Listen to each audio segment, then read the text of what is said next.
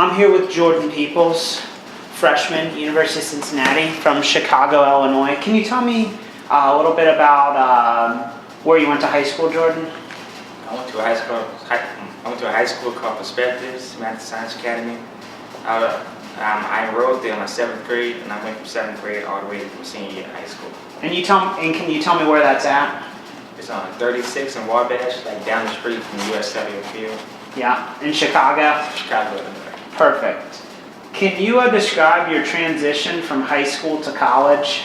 I feel like my transition's been great. I feel like I'm really getting involved in school, and I'm making a lot of friends, and I feel overall accepted. Do you think that the curriculum is very similar? Do you think what the teachers are teaching you, they use a similar style or a different style than your high school? I say the similar style because there's a lot of lectures in my high school, but those lectures along with like paper classwork. But in college, there's not a lot of like handouts, so it's pretty good just for taking notes. Perfect.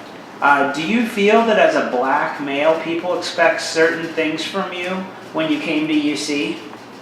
Yeah. First, my family, they expected me to achieve like overall in college because not a lot of black male teens go to college. So I felt like that's one thing that was expected me to achieve and like graduate college alongside my brother who's also in college. What do you think the people at UC expected of you? I know when I first met you, you talked about that that when you came to UC, you felt like people expected you to act a certain way or talk a certain way. Can you talk a little bit about that? I say being from Chicago, they expected me to be like alongside the whole, say, thug mindset. I would say, like having like not being civilized or being like away and only being around my race. Yeah. But and how did that make you feel? I felt I never liked that at all because I'm trying to break the stereotype. So like I never wanted to like only associate with my race, but my race and more. So I want to get away from that. How do you see college as a black male, and how do you think the college sees you as a black male? Well, for me, I see myself as like another student. I see myself as a regular student going to class and just meeting people overall. Hopefully, I think the college is think the same way as me, and not thinking like I'm gonna get in trouble because yeah. Which, if any of these identities, do you feel defines you as a person? Your gender, your intellectual status, or your race? I say my race because of my race, I was raised a certain way. Because like my ethnic background, I guess, I was raised in black community around fellow black people and like used to be able to strive toward white goals. But I take that like another way. Like I didn't want to just strive toward white goals, but also follow my own goals, whether they're like white, black, or anything else. And what are some of your goals, Jordan? Well, my goals, like currently my major is criminal justice. So my goal is like to become a detective or U.S. Marshal. Somewhere overall I'm like helping people. It's mainly my money. Do you feel so far that you've had adequate opportunities at UC to showcase your skills and abilities? I feel like I have. I'm having a lot of options are being opened up to me, like internships, like to help people, like in DC, like internships, different cities, different states. So I feel like there's multiple ways I can like showcase my skills. Perfect. Has there been times that your professors or classmates have come in with a negative expectation of you or your academic potential? No, I wouldn't say that. Well, when they first walk in, they see me, they're like, oh, okay, he's here. Then when they actually hear me talking, actually have to hear my opinions, they think differently. Perfect.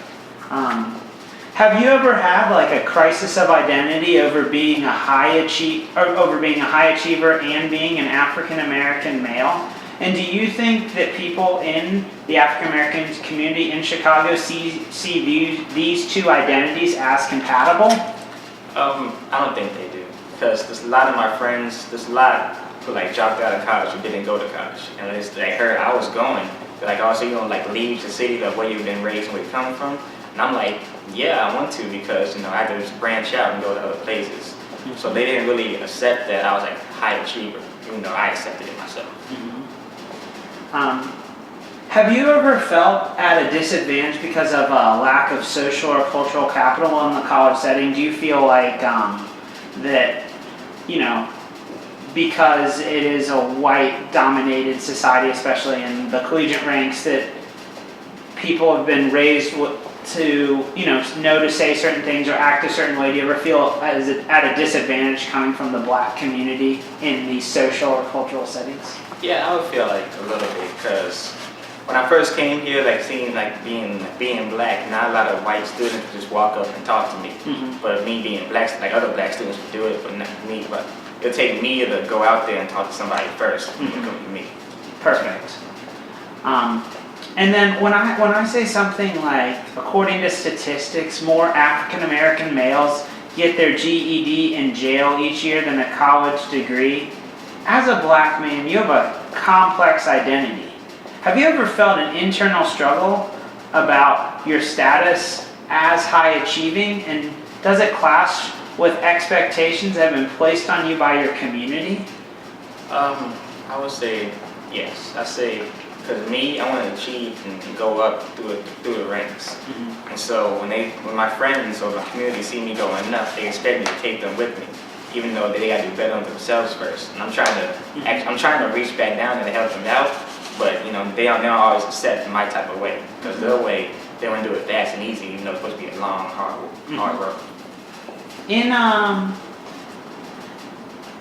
which, if any, of the following claims made within the framework of critical race theory do you find to be true? The first statement being racism is an ingrained aspect of American society and is firmly embedded in our education system. Do you find that to be true? I would say false, because education-wise, I feel like we're all learning the same thing. Yeah. You've never felt discriminated against in school because of your race? I never have. Perfect. The ideals of a colorblind society where your educational success is based on how hard you work and where all have equal opportunities is invalid. Do you think we have a colorblind society? No, I wouldn't say that, because race is always being pointed out everywhere and everywhere you see. And so, have you found though that when you work hard, you have equal opportunities with your white classmates so far at UC? I have so far. Your experiences as an urban black male serve as a far better way of understanding the barriers that exist to achieving your maximum potential in the post-secondary context versus being told about it in government class when you're talking about discrimination. Do you feel like living it has been has served you better than just reading about it? Yeah, I have. I feel like since I've lived in discrimination, lived in racism, I feel like I've been raised to actually see America for what it is. Okay. Do you find that African American interests in school are only furthered to the extent that it furthers the interests of the white majority? I see it a little bit, because I feel like most of my black society is trying to follow up and be right next to the white society. So like in Chicago, obviously the teachers had a big strike not too many years ago, because some of them struck because certain neighborhood, predominantly like African American or Hispanic schools, were being closed down. Do you feel like that those schools were kept open because the African American community fought for it, or because the white majority didn't want a bad image by closing those schools? I would say a little bit of both. I would say my aunt was one of the schools who went on strike. She was a teacher, and she was telling me that most of the people were fighting to keep the school open, and the way they were striking and rioting really put a worse image on how Chicago schools look. So I'll say the government just stopped the closing just for that to stop. Right. So they just to kind of cover up the bad publicity. Exactly.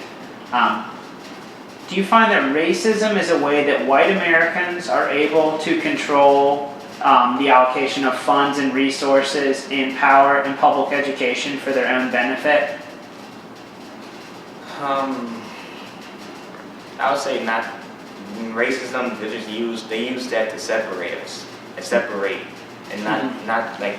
Right, so maybe they say because it's an all-black school, we don't want to put a lot of extra money in, or we don't want to send the best teachers there because, you know, either they say, oh, because they're troublemakers, or oh, because if we give them nice, you know, new computers, they'll get broken, or they'll get, do you think that's the case? Do they use that as an excuse ever? I feel like they have. It's just overall labels they put on like African Americans, on students in general, that really like put an idea in someone's head like, oh, maybe they do act like this, or maybe I shouldn't do this. Right. So I feel like just labeling us like either as race or anything else just affects us in any way. Do you find that when people hear these negative stereotypes over and over and over, they start to believe it about themselves? Well, I don't, not myself. No, but like friends that you've had that maybe didn't go on to college, or other people in your community that say, well, if they think this about me, maybe that's true about me. I have friends that actually said that before. I have a friend, he says that they think I'm going to do this, so I might as well do it. So just to prove that they're causing this on my life. So I'm going to take the action and actually do it. And do you find that schools and success in school is based on merit, must be continued? The idea that I talked on earlier, that if you work hard, you'll achieve, needs to be challenged to fight white supremacy, that actual physical changes have to be put in place, that more funds have to be put into urban education so that more students can go to college and succeed? I feel like yes, because if African American schools, like overall education's better, it'll look better, it'll cause the students to feel better about themselves, to actually go to a good school and teach them something. So, have you ever felt underprepared for your college coursework? no. And then, do you feel extra pressure as a high-achieving African-American male to prove that you belong in college? I do feel a lot of pressure because I got a lot of friends and family looking up to me to complete college, because I'm the gateway for like a lot of my cousins and like a lot of my like old high school friends, like currently back in Chicago. So I feel like if I dropped out, they'd be like, oh, Jordan's done with school, and maybe I'm not be able to make it. So I have to stay in school and really achieve and find out, and let them believe that they can do it too. And then, do you feel that like your coursework or the readings or the class discussions are ever especially geared towards white topics or a white audience? Have you found that in your college coursework? No, I don't feel like that, because I feel like the subjects we talk about in criminal justice class are mainly focused on the black community. So you feel more inclusive. Perfect. Thank you, sir. No problem.